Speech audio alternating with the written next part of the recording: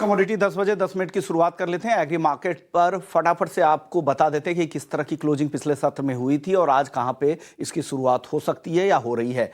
Top 10 commodities में जीरा अगर देखें तो लोअर लेवल पे बाइंग आ रही है। हालांकि छुट्टियों की वजह से थोड़ी अराइवल्स के नंबर्स कम जरूर दिखे थे, लेकिन आगे और अराइवल्स के नंबर बढ़ेंगे। 20,850 के आसपास जीरा वायदा ट्रेड कर रहा है, तो आप देख सकते हैं एक हल्की रिकवरी लोअर लेवल पर यहां पर जीरे में दिख रही है। जीरे के बाद धनिया की अगर बात करें 7825 अप्रैल वायदा धनिया का 7,820 के आसपास ट्रेड कर रहा है। यहां पर भी अराइवल्स के नंबर्स अभी पिछले हफ्ते कुछ कम थे छुट्टियों की वजह से, और आगे ये बढ़ने की संभावना है। हल्दी में लोअर लेवल पे अच्छी रिकवरी आई है। मराठवाड़ा में कहा जा रहा है कि कुछ पॉकेट्स ऐसे हैं जहां पर यील्ड को लेकर चिंता है। 10 से 15% कम यील्ड रहने की संभावना है। देखते हैं वहां के नंबर्स अभी कितने आते हैं, ये देखने वाली बात होगी। रिकवरी लोअर लेवल पे हमने देखा 2.5% की तेजी आई। 11,700 के आसपास हल्दी का वायदा ट्रेड कर रहा है। ग्वारगम ग्वार सीड दोनों में हल्की खरीदारी आ रही है। ग्वारगम के एक्सपोर्ट के जो नंबर है वो काफी अच्छे दिख रहे हैं, लेकिन ग्वार सीड को लेकर चिंता यही है कि अभी भी पुराना स्टॉक काफी आ रहा है। मंडियों में ठीक ठाक नंबर अभी भी आ रहे हैं, तो कहा जा रहा है कि पुराना स्टॉक अभी भी काफी ज्यादा है ग्वार सीड के। ग्वार सीड ग्वारगम के बाद कैस्टर की बात करते हैं। कैस्टर में देखें तो मुनाफा वसूली की वजह से यहां पर दबाव दिख रहा है। 6,225 के आसपास कैस्टर सीड का वायदा ट्रेड कर रहा है। कैस्टर के बाद कपास की बात करते हैं। कपास और से पहले पाम तेल को देखना जरूरी है, क्योंकि आज 2.5% से ज्यादा की गिरावट मलेशियाई पाम तेल में दिख रही है। 4450 रिंगिट के आसपास ये आ चुका है। कपास 1450 के नीचे और आइस कॉटन 67 सेंट के करीब कारोबार कर रहा है। कपास खली देखिए 2715 के ऊपर है, यहां पर सीमित दायरे में कारोबार है। आखिरी काउंटर कॉटन वॉश ऑयल का है। अगर हाजिर में देखें तो ये काउंटर 1290 के आसपास कारोबार कर रहा है। हमारे साथ दिनेश सोमानी जी हैं प्रो इंटेली ट्रेड सर्विसेज से। दिनेश जी बहुत बहुत शुक्रिया। सबसे पहले हल्दी में बताइए सर, आज क्या जानकारी मिल रही है सर मंडियों से? नमस्कार विश्व मोहन जी। हल्दी में आज करीब करीब ऑल ओवर इंडिया 80,000 बोरी की अराइवल्स है। सिर्फ निजामाबाद में 40,000 बोरी की अराइवल्स है। सांगली में 18 से 20,000 बोरी की अराइवल्स है। मराठवाड़ा लाइन जो अभी 5,000 बोरी की नई अराइवल शुरू हुई है। अराइवल्स का प्रेशर मार्केट में ज्यादा है, इसी के लिए प्राइसेस थोड़ी स्टेबलाइज होना चाहती है। 12,200 का महज लेवल जो इंपॉर्टेंट लेवल था इसका, ये इसने ब्रेक किया है। नीचे 150 के आसपास का लेवल इसने छुआ है। वहां से पुल बैक रैलीज हमने 11,880 तक देखी है। मुझे लगता है ये 11,450 से 11,850 ये दायरा कुछ समय के लिए मेंटेन करेगा, जब तक कि अराइवल्स का प्रेशर कम ना हो जाए। अनलेस एंड अनटिल 11,100 का लेवल तोड़ता है, मुझे लगता है ये दायरा मेंटेन करता रहेगा। 11,250 के ऊपर अगर ये क्लोज करता है तो ये कोई फ्रेश नई बात बन सकती है। हाल फिलहाल मुझे रेंज बाउंड वायदा नजर आता है। दिख रहा है ये जो रिकवरी है तो रेंज में रहेगी। बहुत ज्यादा तेजी की संभावना नहीं है, क्योंकि अराइवल्स के नंबर अभी काफी ज्यादा कुछ समय तक रहेंगे। सर जीरे में बताइए सर, जीरे में लोअर लेवल पे जो थोड़ी बहुत बाइंग आ रही है, क्या यहां भी रेंज बाउंड ही ट्रेड दिखेगा या इस रिकवरी को राइड करना चाहिए और तेजी बढ़ेगी आगे? विश्वमोहन जी, मुझे लगता है कि जो नियर टर्म बॉटम है जीरे में ऑलरेडी बन चुका है। जो फसल के आंकड़े हैं, जो कैरी फॉरवर्ड स्टॉक है, मुझे लगता है इनके भाव ऑलरेडी बन चुके हैं। अब डिमांड के भाव बनने बाकी है। सारी पाइपलाइन खाली है, सेंटरों में माल काफी कम है और सबको माल अभी खरीदना है। सब वेट कर रहे हैं कि अराइवल्स का प्रेशर बढ़ेगा और हम माल लेंगे। मुझे लगता है आज भी 40,000 बोरी के अराइवल्स ऊंचा है। ऑल ओवर इंडिया करीब करीब ऑल ओवर गुजरात 78,000 बोरी के अराइवल्स है। इन अराइवल्स में भी प्राइसेज जो है ये 20,800 के आसपास सस्टेन कर रहा है। मेरे लिहाज से जो अप्रैल कॉन्ट्रैक्ट है 20,700 20,750 के आसपास खरीदारी करना चाहिए। 21,450 के लेवल्स हमें जल्द देखने मिल सकते हैं। 30,350 का महज इंपॉर्टेंट लेवल है, ये टूटता हुआ नजर नहीं आता है। मुझे लगता है जीरा शॉर्ट टर्म में अच्छा रिटर्न दे सकता है। ये खरीदारी का अच्छा अवसर है। के लिए खरीदारी की राय दिनेश जी की तरफ से। जीरा धनिया पर क्या राय है sir?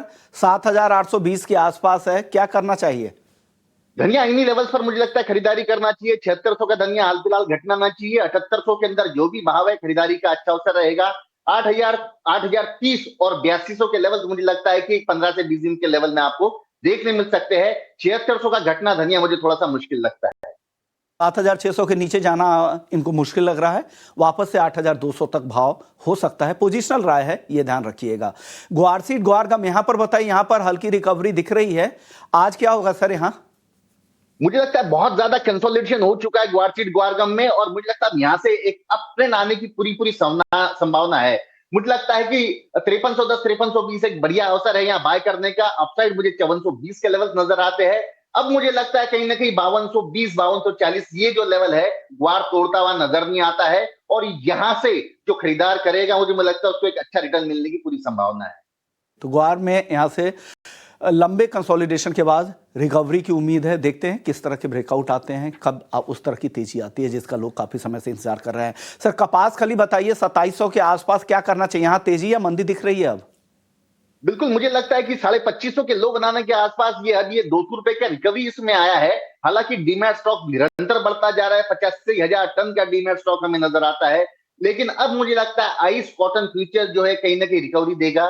Cotton seed oil cake में भी डिमांड थोड़ी बहुत स्पॉट में काफी ज्यादा अच्छी है, लेवल ही काफी अच्छी थी। मुझे लगता है 2800 का लेवल ये अप्रैल काउंटर एक बार छूने की पूरी पूरी चेष्टा करेगा। तो अप्रैल वायदा कॉटन सीड ऑयल केक का 2800 तक जाने की संभावना यहां पर दिनेश जी को दिख रही है। चलिए नॉन एग्री की बात करते हैं और गोल्ड पर बात करना जरूरी है। पिछले हफ्ते हमने देखा था फ्राइडे को $3000 के पार कॉमिक्स पर निकल गया, 88,310 का नया हाई एमसीएक्स पर भी सोने ने बनाया। अब यहां से और तेजी दिख रही है या बहुत ज्यादा एक्सटेंडेड रैली आ चुकी है? गोल्ड पर नई राय क्या है दिनेश जी? बिल्कुल विश्वमोहन जी, एक्सटेंडेड रैली तो बिल्कुल आ चुकी है। निचले स्तर से करीब करीब 16% जनवरी से आज तक ही ये मार्केट बढ़ चुका है। मुझे लगता है कुछ समय है ये कंसोलिडेशन फेस करेगा, एक पॉज लेगा, बट ट्रेडर्स के लिए थोड़ी सी अच्छी अपॉर्चुनिटी मिलती रहेंगी। 87,570 600 के आसपास मुझे लगता है खरीदारी दोबारा लौट के आ सकती है, 88,000 के लेवल से दोबारा दिखा सकता है।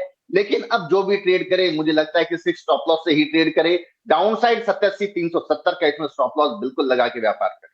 ओके, चांदी बताइए सर। चांदी भी स्ट्रॉन्ग रैली, 17% की तेजी 2025 में ही सिर्फ आ चुकी है। क्या होगा अब चांदी में? घरेलू बाजार में रिकॉर्ड के पास है, अभी भी 1 लाख रुपए के ऊपर चांदी बनी हुई है। आगे क्या होगा सर यहाँ? बिल्कुल, काफी निवेशकों को बहुत राहत की सांस मिली होगी। सब लोग एक्सपेक्ट कर रहे थे कि सिल्वर ऑल टाइम हाई बनाए और बहुत जल्द इसने बना दिया है। मुझे लगता है 1 लाख रुपए के ऊपर अब ये सस्टेन करेगी तो प्राइजेस में और थोड़ा एक्सेलरेशन रहेगा। प्राइजेस यहाँ से ऊपर बढ़ने की पूरी संभावनाएं रहेगी।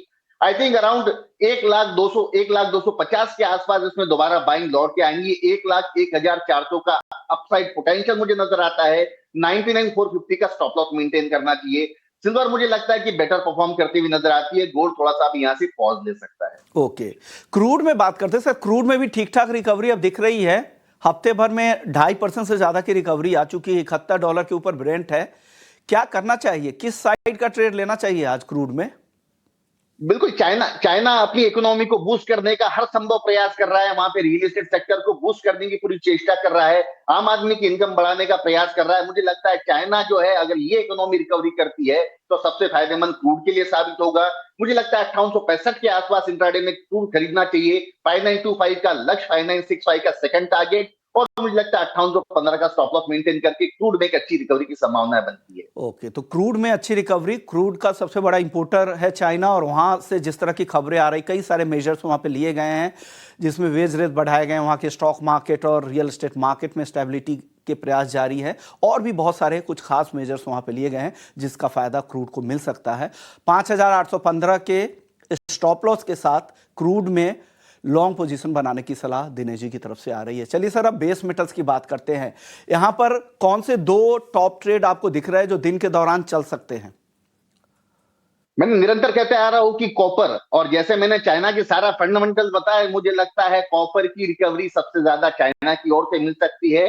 ये जो लेवल है नीति में जो 790 बनाया था जनवरी की शुरुआत में, वहां से करीब करीब 110 रुपये बढ़ चुका है, और मोमेंटम इसमें अभी भी काफी स्ट्रॉन्ग है। 894 में यहाँ से 3 से 3.5 रुपया अगर डिप मिलता है तो बढ़िया खरीदारी का अवसर मिलेगा। ऊपर में 904 के लेवल्स हमें देखने मिल सकते हैं। 888 के स्टॉप लॉस से मुझे लगता है कॉपर में बने रहना चाहिए। ये एक बढ़िया काउंटर रहेगा जो अच्छा रिटर्न दे सकता है। अगर हम 10 से 15 दिन का दायरा अगर देखें तो 917 के लेवल्स भी कॉपर छू सकता है। दूसरा काउंटर जो स्ट्रांगली उभर कर आ रहा है वो मुझे लगता है जिंक है। वो 280 220 के आसपास जिंक बाय करना चाहिए। 285 के लक्ष्य के लिए 277 80 का इसमें स्टॉप लॉस मेंटेन करना चाहिए।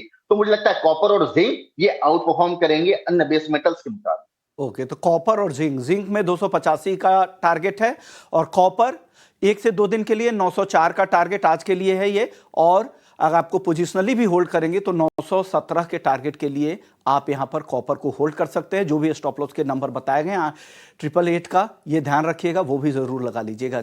चलिए सर, अब नेचुरल गैस की बात करते हैं। यहां पर ऑप्शंस में कुछ ट्रेड बन रहे हैं और फ्यूचर्स में भी बताइएगा आगे क्या होगा, क्योंकि जो तेजी का साइकिल होता है, डिमांड साइकिल होता है, उसके हम आखिरी लेग में हैं। आगे क्या होगा सर नेचुरल गैस में अब?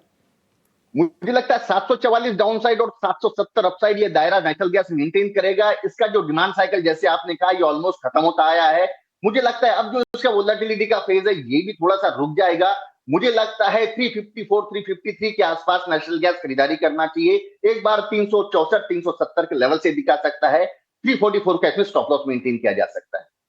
तो 344 के स्टॉप लॉस के साथ 370 तक का बेट लगा सकते हैं। स्टॉप लॉस जरूर मेंटेन कीजिएगा, काफी वॉलेटाइल काउंटर है, दोनों तरह के स्विंग मूव यहां पर देखने को मिलते हैं।